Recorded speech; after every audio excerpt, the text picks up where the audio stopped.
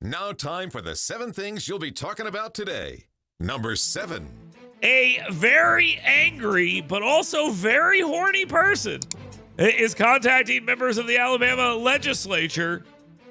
Why? Because they want their porn without age verification. We might really want to find out who this person is. State Representatives David Faulkner, Susan DuBose, and Ben Robbins have all received manila envelopes containing pornographic images on their desk because they co-sponsored a 2024 law mandating age verification for pornographic websites.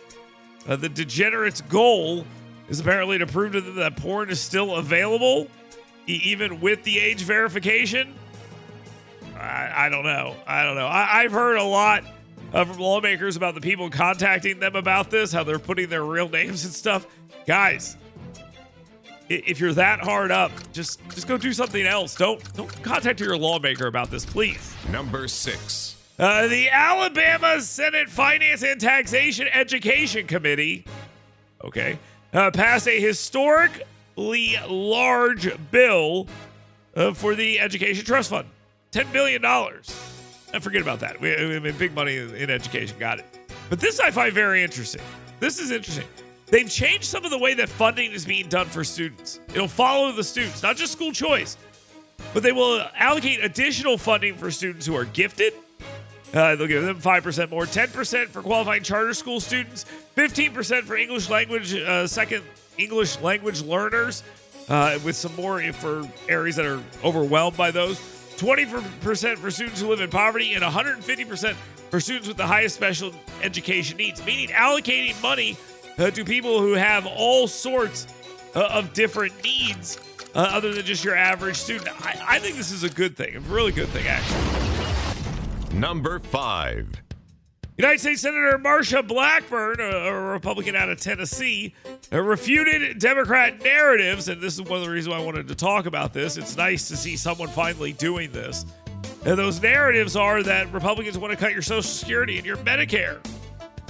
She's emphasizing that that is not what's happening.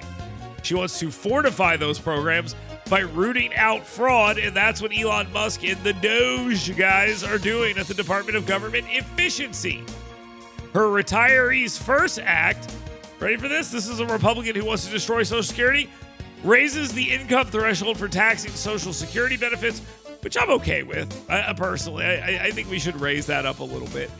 She highlighted Trump's promise not to cut benefits, accusing Democrats like U.S. Senator Chuck Schumer, Democrat of New York, of misrepresenting Doge's efficiency focus as benefit reduction.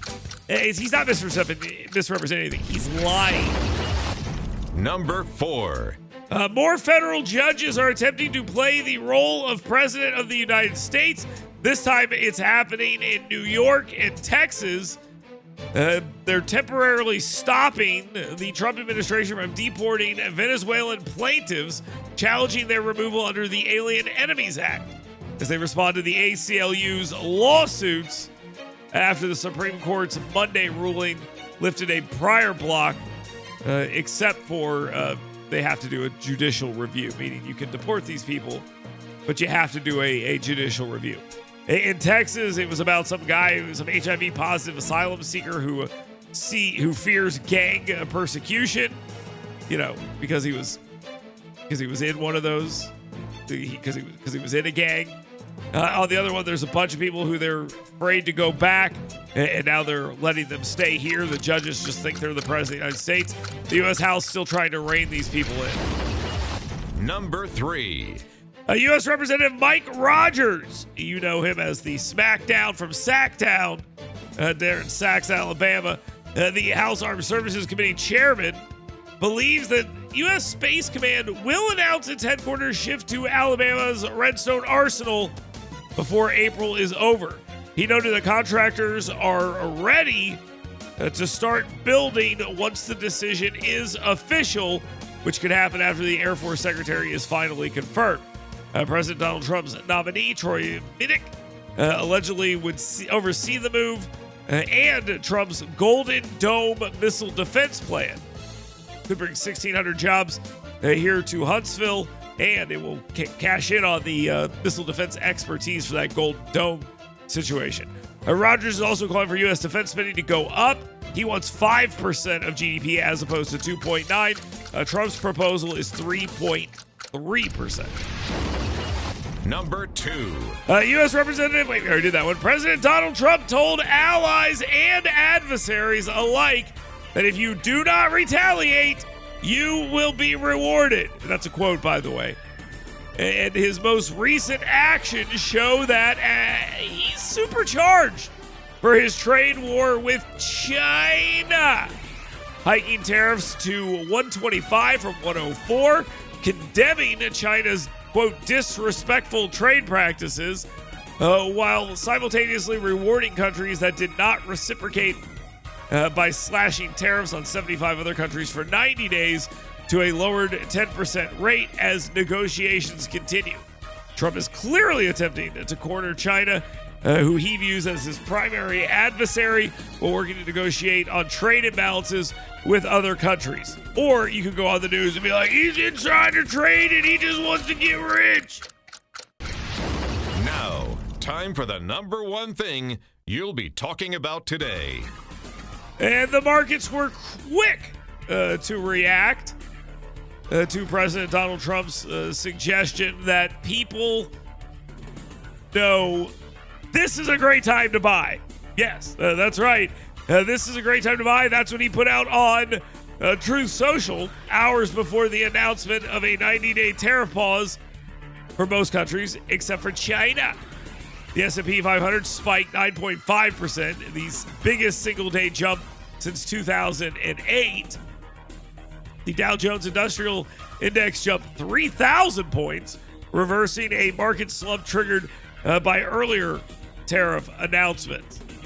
Big stocks made big jumps because that's what they do. And by the way, you may have remembered someone telling you, what was it? Was it the rich get richer when these things happen? Remember that?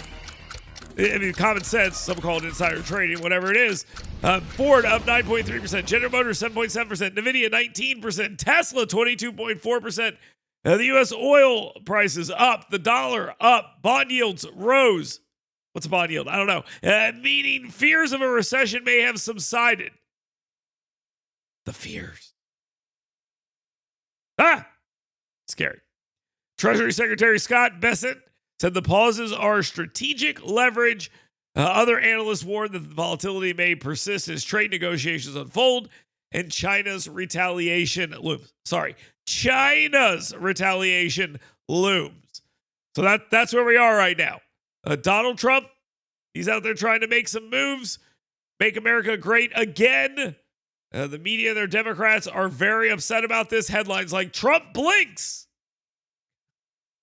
It's amazing. One day they can be like, Donald Trump has to stop this. And then the next day they're like, oh what a wuss. Can you believe he blinked? What a coward.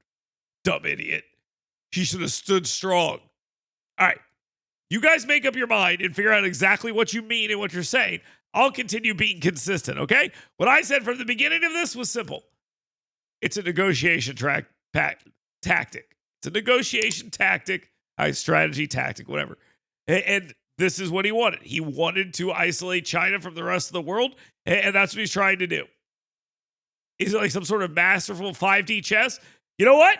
For the first time in Trump's presidency, I think it is. I think this is like some 5D chess. I think all too often we hear, oh, that's just a strategy. I think this actually is. We'll continue talking about this as we move forward through the morning. Keep it locked right here. I am Dale Jackson. This is WVNN. Get WVNN's Dale Jackson's 7 Things You Should Be Talking About Today right in your email box every morning. Go to yellowhammernews.com and sign up today.